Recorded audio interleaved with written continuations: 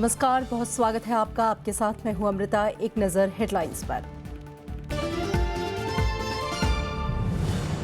संयुक्त राष्ट्र में पाकिस्तान को भारत का करारा जवाब, गैर जिम्मेदार देश बताते हुए मंच के दुरुपयोग का लगाया आरोप। कहा जम्मू कश्मीर भारत का अभिन्न।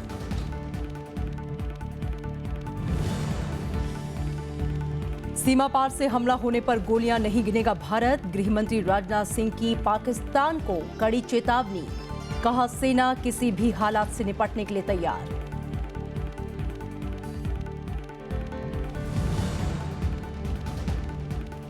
श्योबुकु बांध पर भारत के ऐतराज पर चीन की सफाई। कहा भारत में ब्रह्मपुत्र के बहाव पर नहीं होगा असर। चीन के विदेश मंत्रालय ने जारी किया लिखित बयान।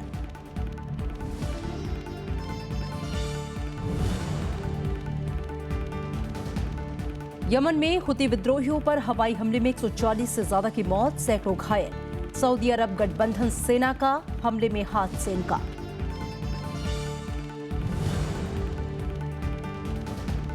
और कबड्डी विश्व कप मुकाबले में भारत को पहली कामयाबी, ऑस्ट्रेलिया को 54-20 से शिकस्त।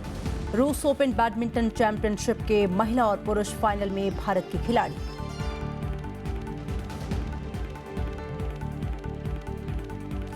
और खबरें विस्तार से। भारत ने कश्मीर मसले पर संयुक्त राष्ट्र में पाकिस्तान की टिप्पणी को खारिज कर दिया है।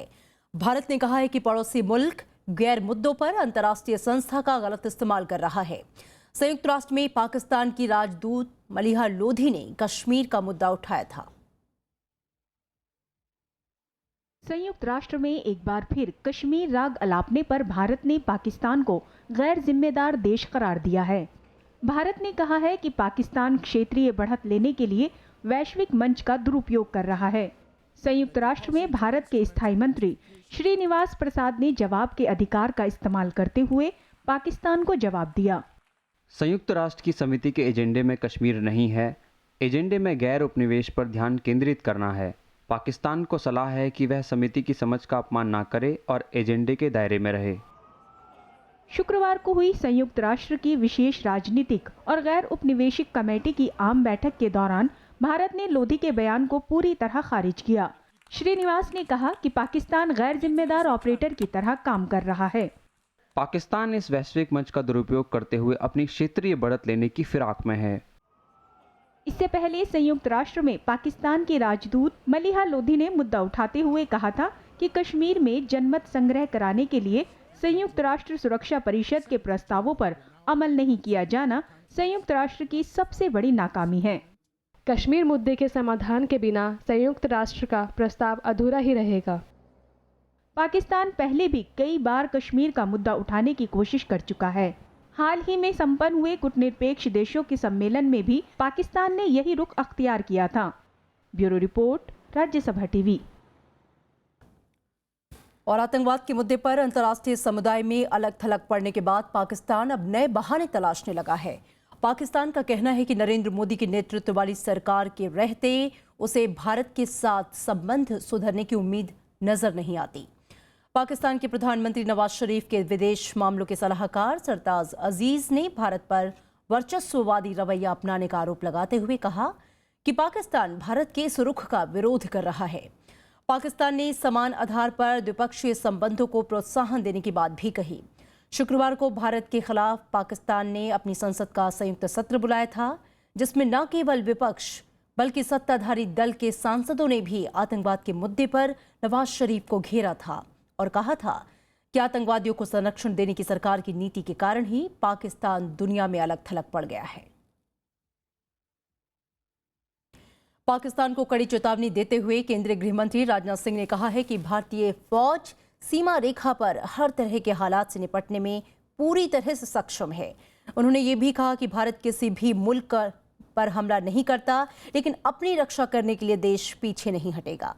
गृह मंत्री ने सुरक्षा बलों के जवानों को सुविधाएं बढ़ाने का भरोसा दिया। गृह मंत्री राजनाथ सिंह ने कहा कि अगर भारत पर हमला हुआ तो जवाबी कार्रवाई में गोलियां नहीं गिनी जाएंगी। शनिवार को राजस्थान के बाड़मेर में अंतर्राष्ट्रीय सीमा पर सुरक्षा व्यवस्था का जायजा लेते हुए राजनाथ सिंह ने ये बात कही। उन्होंने कहा कि भारत कभी किसी देश पर हमला नहीं करता, लेकिन कोई भारत पर हमला करेगा तो उसे छोड़ा नहीं जाएगा।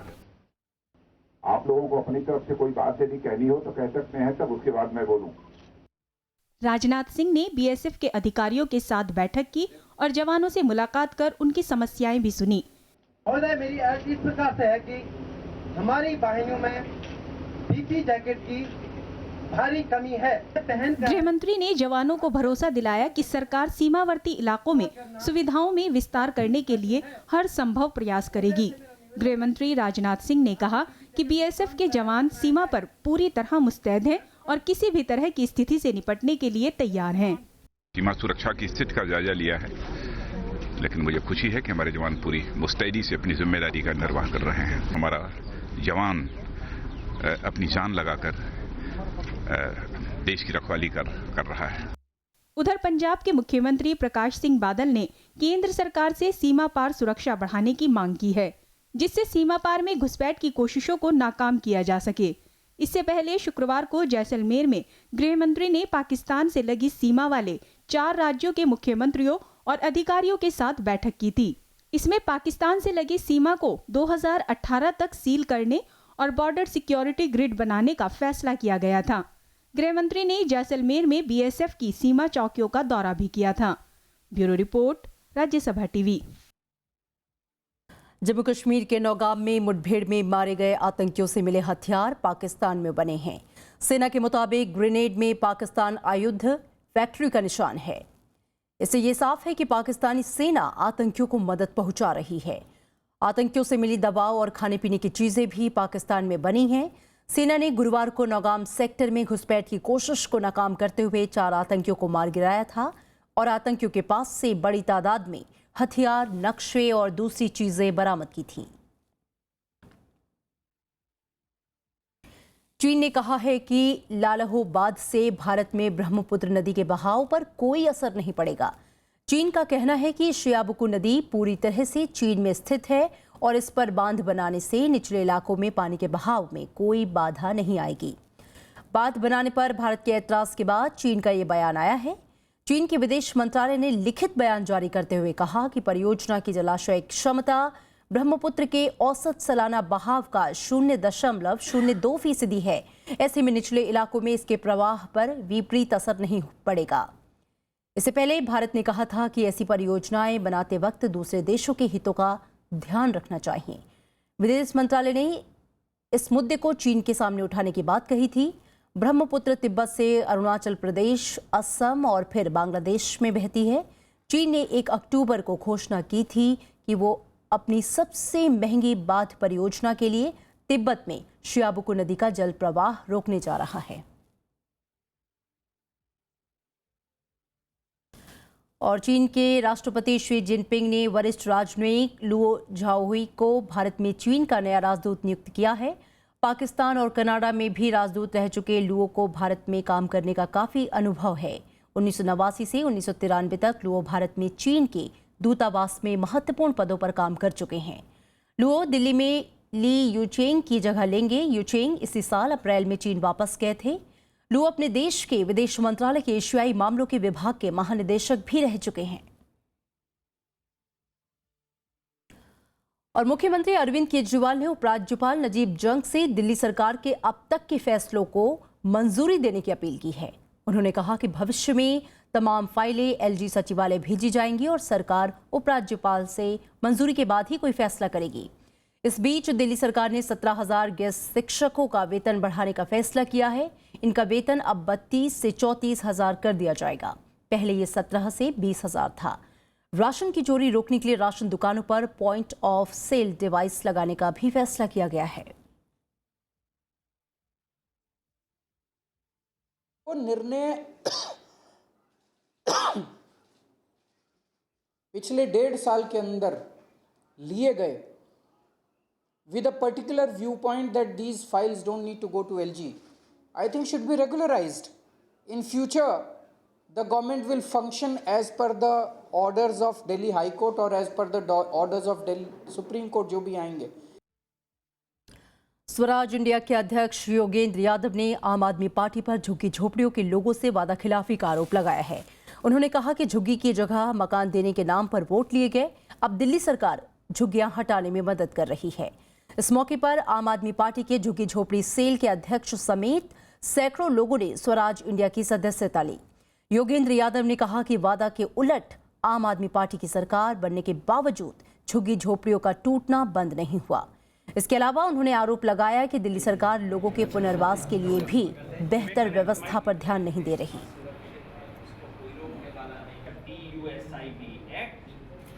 दिल्ली के झुग्गी झोंपड़ी की जनता ने बहुत मन से आम आदमी पार्टी को वोट दिया, ये सोचते हुए कि जो बीजेपी और कांग्रेस जो छलावा करते हैं वो कम से कम अब नहीं होगा। लेकिन पिछले 1.5 साल में जो देखा वो ये कि झुग्गियों के डिमोलिशन बंद नहीं हुए, जो रिहेबिलिटेशन का वादा था वो वैसा ही कागजी रहा जैसा कांग्रेस के जमाने में हुआ करता था। समाजवादी पार्टी में कौमी एकता दल के विलय के औपचारिक ऐलान के 2 दिन बाद अफजल अंसारी ने शनिवार को लखनऊ में समाजवादी पार्टी अध्यक्ष मुलायम सिंह यादव और प्रदेश अध्यक्ष शिवपाल यादव से मुलाकात की। बाद में अफजल अंसारी ने कहा कि वो समाजवादी के रूप में काम कर रहे हैं। उन्होंने साफ किया कि सीटों को लेकर कोई बात नहीं है। मुख्तार अंसारी के सवाल में उन्होंने कहा कि समाजवादी पार्टी ने टिकट दिया तो वे चुनाव लड़ेंगे। तो कोई अगर समझौता होता तो ये सवाल आता। ये तो विलय है, हमारा तो विलय है। अब उसमें जो भी मिलेगा वो हमारा ही है। देखिए, वो आप हमसे ये क्वेश्चन गलत कर रहे हैं। कोई विरोध अब किसी में इस विषय पर नहीं है। यहाँ लेंगे एक छोटा सा ब्रेक। आप देखते रहिए राज्यसभा टीवी।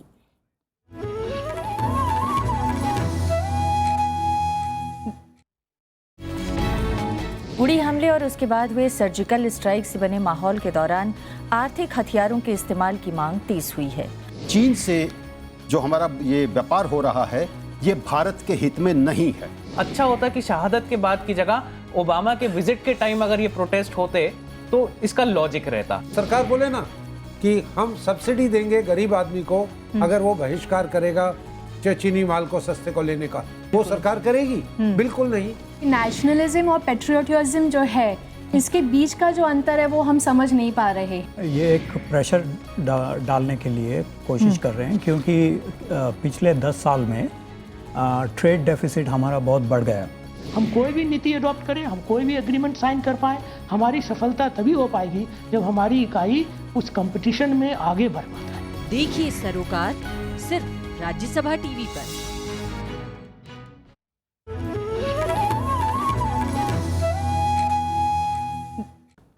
ब्रेक के बाद स्वागत है आपका। कावेरी जल विवाद पर गठित उच्च स्तरीय समिति आज मैकडेल बांध का दौरा करेगी। समिति अधिकारियों और किसानों से बातचीत करेगी और पानी की उपलब्धता का जायजा लेगी। इसके बाद समिति इरोड जिले के भवानी सागर बांध जाएगी। आपको बता दें कि इससे पहले समिति ने शनिवार को कर्नाटक के मांड्या में कृष्णराज सागर बांध का दौरा किया। समिति को 15 अक्टूबर तक तमिलनाडु और कर्नाटक के कावेरी बेसिन का दौरा कर जमीनी हकीकत के बारे में रिपोर्ट तैयार करनी है, जिसे वो 17 अक्टूबर तक सुप्रीम कोर्ट को सौंपेगी। सुप्रीम कोर्ट 18 अक्टूबर को कावेरी मामले में सुनवाई करेगा। वहीं इस मामले की सुनवाई के लिए सुप्रीम कोर्ट ने शनिवार को 3 सदस्यीय बेंच का गठन किया है, जिसमें न्यायाधीश दीपक मिश्रा, अमिताभ रॉय और AM खानविलकर होंगे। वहीं कावेरी प्रबंधन बोर्ड के गठन की मांग को लेकर तमिलनाडु बीजेपी के नेता आज पार्टी अध्यक्ष अमित शाह से मुलाकात करेंगे।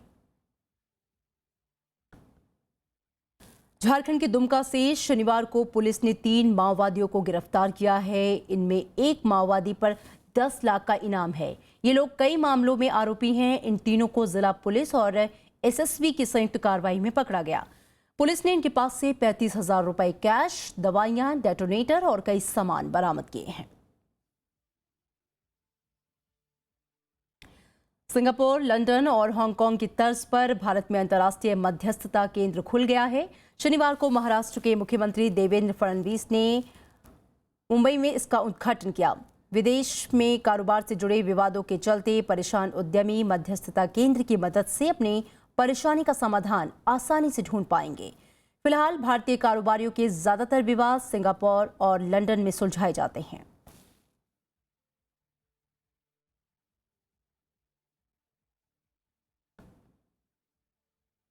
उड़ीसा के मलकानगिरी में इंसेफ्लाइटिस से 2 और बच्चों की मौत के साथ मरने वालों की तादाद 41 हो गई है। वहीं बीमारी से पीड़ित 50 लोगों का अस्पताल में इलाज चल रहा है। विपक्ष ने राज्य सरकार पर लापरवाही बरतने का आरोप लगाया है। ओडिशा के मलकानगिरी जिले में जापानी एन्सेफेलाइटिस का प्रकोप जारी है। शनिवार को 2 और बच्चों की इस बीमारी से मौत हो गई। इसके साथ ही पिछले 1 महीने में जापानी बुखार से जिले में 41 बच्चों की जान जा चुकी है और 50 से ज्यादा बच्चों का इलाज चल रहा है। स्थानीय लोगों का आरोप है कि अस्पतालों में डॉक्टरों की और स्वास्थ्य सेवाओं की कमी के चलते समय पर इलाज नहीं मिल पा रहा। जितना मेडिकल डॉक्टर्स हैं उतना इनसफिशिएंट है। जहां 100 डॉक्टर रहना चाहिए अभी 20-25 डॉक्टर से काम चला रहे हैं। सरकार अभी तक सोए हुए हैं। यहाँ के डॉक्टर पोस्टिंग के लिए उनको कोई स्टेप्स नहीं ले रहे हैं। मरने बच्चे को कोई कंपनसेशन देने की सोच नहीं रहे हैं। वैक्सीनेशन कैसे करेंगे इसके भी वो सोच नहीं रहे हैं। वहीं कांग्रेस नेता प्रदीप मांझी मलकानगिरी कलेक्ट्रेट के सामने धरने पर बैठ गए हैं। उन्होंने पीड़ित परिवारों को मुआवजे और बच्चों को बीमारी से बचाने के लिए टीकाकरण अभियान की मांग की है। हर साल कुछ ना कुछ बच्चे मर रहे हैं। सरकार इस बीच 5 साल गुजर चुका है, लेकिन सरकार अभी तक दिल्ली से मलकानगिरी डिस्ट्रिक्ट को वैक्सीन ला नहीं पा रहा है और वैक्सीनाइजेशन कर नहीं पा रहा है। यहाँ का लोग और हमारा कांग्रेस पार्टी बार बार डिमांड करता रहा है कि वैक्सीनाइजेशन करिए, नहीं तो बच्चे मरेंगे। ये वैक्सीनाइजेशन नहीं करने के वजह से अभी 32 बच्चे मर चुके हैं। उड़ीसा के स्वास्थ्य मंत्री ने भी मलकानगिरी का दौरा किया। उनका कहना है कि स्वास्थ्य विभाग बीमारी से निपटने के लिए जरूरी उपाय कर रहा है। Try to take some steps to prevent the disease, and mainly pigs are the carrier of this disease. That is why we are formulating some steps how to isolate the pigs from the locality. That's it. Malkangiri जिले के 6 विकास खंड के 30 से ज्यादा गांवों में जापानी बुखार का प्रकोप है। स्वास्थ्य विभाग की टीम इन गांवों में जाकर लोगों की जांच कर रही है और उन्हें बीमारी से बचने का उपाय बता रही है। मलकानगिरी में पिछले साल भी एन्सेफेलाइटिस से कई बच्चों की मौत हो गई थी। Bureau report, Rajya Sabha TV. Bharat में वित्तीय समावेशन की प्रक्रिया तेज गति से जारी है। वॉशिंगटन में वित्तीय समावेशन पर एक कार्यक्रम में वित्त मंत्री अरुण जेटली ने कहा कि बीते 2.5 सालों में ज्यादा से ज्यादा लोगों तक बैंकिंग सुविधा पहुंचाने के लिए मिशन मोड में काम किया जा रहा है। हालांकि अभी भी ये प्रक्रिया जारी है। जेटली ने जानकारी दी कि 24 करोड़ लोगों को बैंकिंग सिस्टम से जोड़ा गया है। हालांकि उन्होंने ये माना कि इनमें से 80% बैंक खातों में कोई राशि नहीं थी। सरकार ने हालात बदलने के लिए इन खातों में सामाजिक योजनाओं, सब्सिडी स्कीम और गरीबी उन्मूलन कार्यक्रम जैसे योजनाओं के जैसे पैसे जमा किए।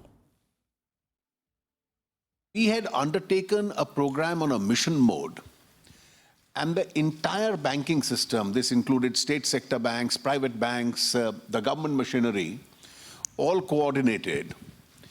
And in a period of about 100 days, we were able to bridge this gap substantially. Since then, today, we've been able to connect about 240 million people additionally to the banking system. Yemen में एक जनाजे के दौरान हुती विद्रोहियों पर हुए हवाई हमलों में 140 से ज्यादा लोगों की मौत हो गई और 500 से ज्यादा घायल हो गए। हमले के लिए सऊदी गठबंधन सेनाओं को जिम्मेदार माना जा रहा है। हालांकि गठबंधन इससे इनकार कर रहा है। वहीं संयुक्त राष्ट्र ने हमले की जांच का आदेश देते हुए नागरिकों पर हो रहे हमले रोकने की अपील की है। यमन की राजधानी सना में सऊदी गठबंधन सेनाओं के हवाई हमलों में 140 से ज्यादा लोगों की मौत हो गई है और सैकड़ों घायल हैं। ये हमला उस वक्त किया गया जब हूती विद्रोहियों के गृहमंत्री के पिता का अंतिम संस्कार किया जा रहा था। घटना स्थल पर सैकड़ों की तादाद में आम नागरिक मौजूद थे। कहा जा रहा है कि इस हमले में विद्रोहियों के कई सैन्य अधिकारी भी मारे गए हैं।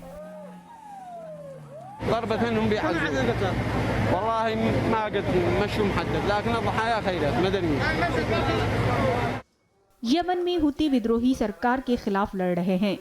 सऊदी अरब और उसके साथी देश सरकार की सैन्य मदद कर रहे हैं। गठबंधन सेना पिछले 1 साल से अधिक समय से हुती विद्रोहियों के खिलाफ कार्रवाई कर रही है, जिसके चलते ये हमले किए गए। हालांकि गठबंधन सेना इस हमले में अपना हाथ होने से इनकार कर रही है।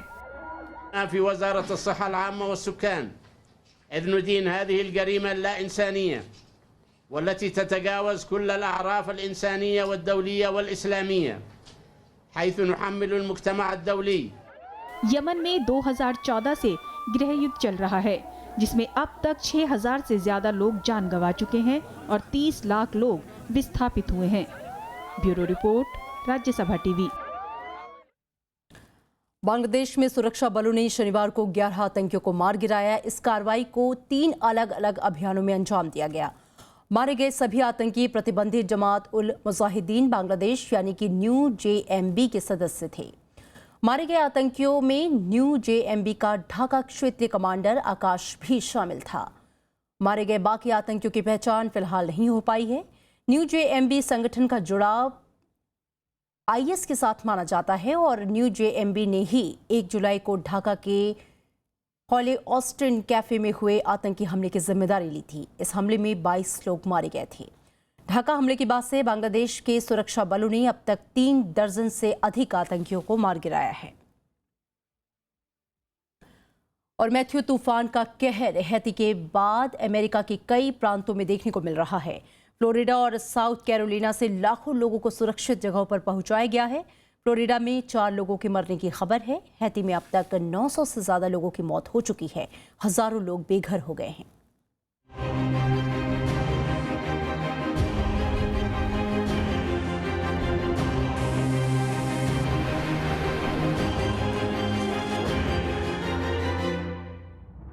मैथ्यू तूफान का कहर हैती के बाद अमेरिका के फ्लोरिडा में बरपा है। 175 किलोमीटर की रफ्तार से चल रही हवाओं से पेड़ों, घरों और बिजली के खंभों को खासा नुकसान पहुंचा है। कई जगहों पर सड़कें भी धंस गई हैं। फ्लोरिडा में लाखों लोग अंधेरे में रहने को मजबूर हैं। कई इलाकों से संपर्क टूट गया है। फ्लोरिडा और कैरोलिना के तटीय इलाकों से करीब 30 लाख लोगों को सुरक्षित जगहों पर पहुंचाया गया। We understand the situation that is before us, and it is not a good one. This is the last time you will see me before we are actually in storm mode. So please evacuate, even if it's to a shelter. इससे पहले Matthew तूफान से Haiti में चारों ओर बर्बादी का मंजर है। जेरेमी शहर पूरी तरह से तबाह हो चुका है।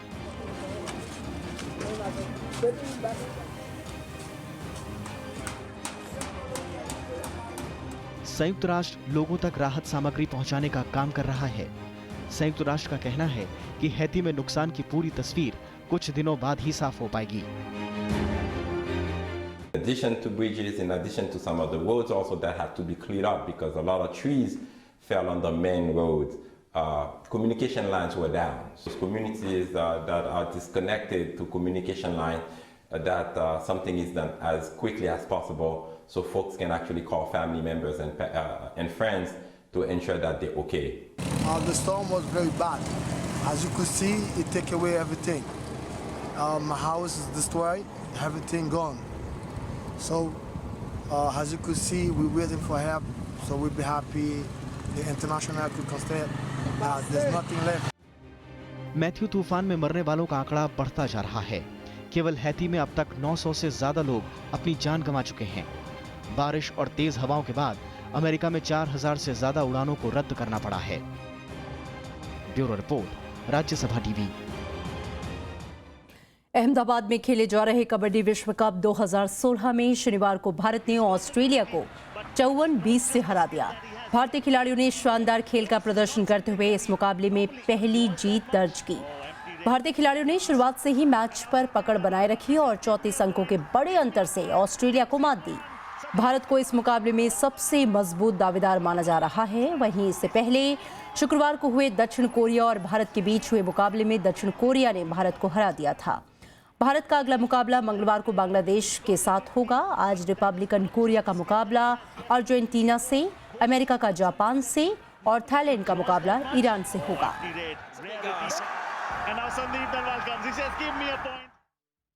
और रूस ओपन बैडमिंटन चैंपियनशिप में भारत के खिलाड़ी महिला और पुरुष सिंगल्स और मिक्स डबल्स के फाइनल में पहुंच गए हैं।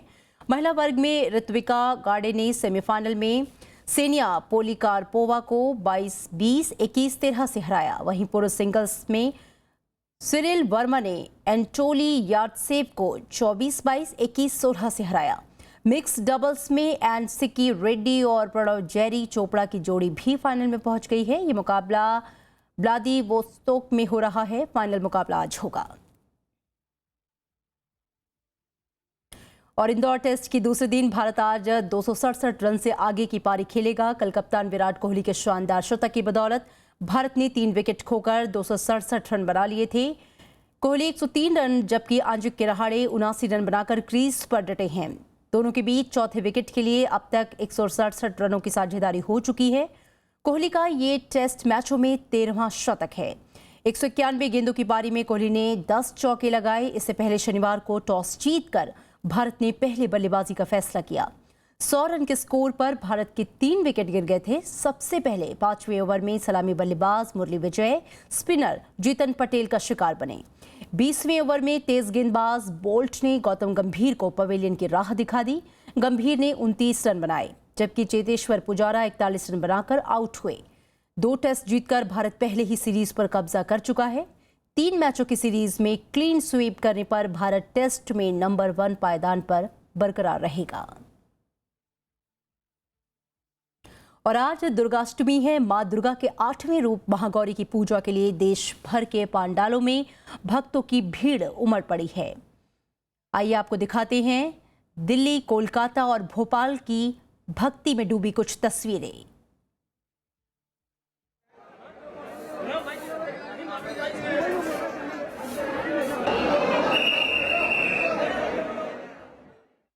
और मशहूर संगीतकार रविंद्र जैन की आज पुण्यतिथि है। उनके संगीत का जादू आज भी लोगों के दिलों में बरकरार है। उन धुनों को लोग आज भी गुनगुनाते हैं, फिर वो चाहे फिल्मों में दिया संगीत हो या फिर घर घर में लोकप्रिय हुए रामायण और कृष्णा जैसे धारावाहिक। आज एक नजर डालते हैं संगीत के जादूगर के सफर पर।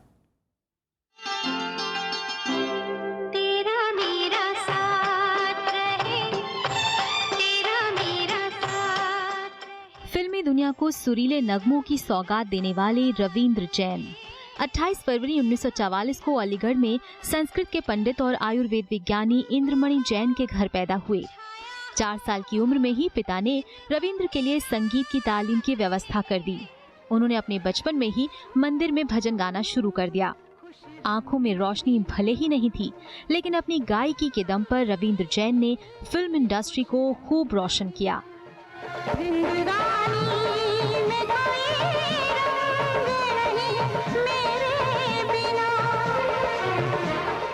1972 में अपने करियर की शुरुआत करते हुए रविंद्र ने 70 के दशक में चोर मचाए शोर, गीत गाता चल, चित चोर और अखियों के झरोके जैसी सुपरहिट फिल्मों को अपनी सुरीली धुनों से सजाया।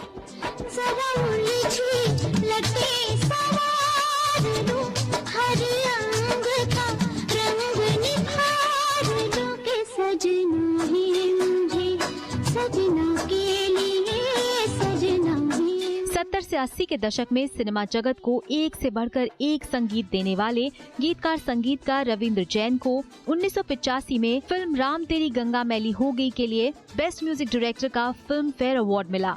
तो सुपरहिट गाना अखियों के झरोखों से के लिए उन्हें सर्वश्रेष्ठ संगीतकार और गीतकार के लिए नॉमिनेट किया गया। 2015 में रविंद्र जैन को पद्मश्री सम्मान से भी नवाजा गया।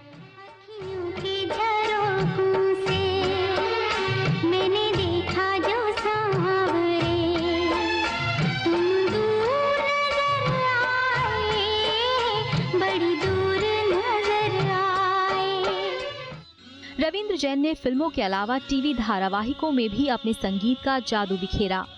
कानों में रस घोलने वाली अपनी आवाज और धुनों के जरिए रविंद्र जैन ने रामायण को घर घर में लोकप्रिय बनाया। पिछले साल आज ही के दिन संगीत के जादूगर रविंद्र जैन ने दुनिया को अलविदा कह दिया।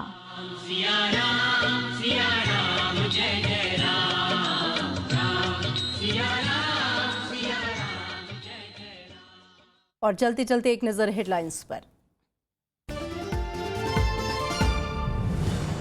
संयुक्त राष्ट्र में पाकिस्तान को भारत का करारा जवाब, गैर जिम्मेदार देश बताते हुए मंच के दुरुपयोग का लगाया आरोप। कहा जम्मू कश्मीर भारत का अभिन्न अंग। सीमा पार से हमला होने पर गोलियां नहीं गिनेगा भारत। गृह मंत्री राजनाथ सिंह की पाकिस्तान को कड़ी चेतावनी। कहा सेना किसी भी हालात से निपटने के लिए तैयार।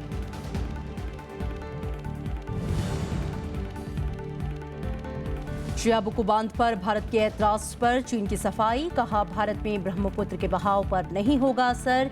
चीन के विदेश मंत्रालय ने जारी किया लिखित बयान।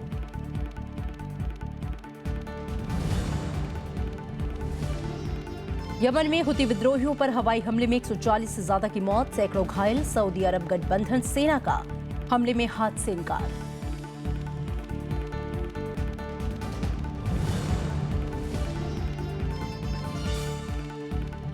और कबड्डी विश्व कप मुकाबले में भारत को पहली कामयाबी। ऑस्ट्रेलिया को 54-20 से शिकस्त। रूस ओपन बैडमिंटन चैंपियनशिप के महिला और पुरुष फाइनल में भारत के खिलाड़ी।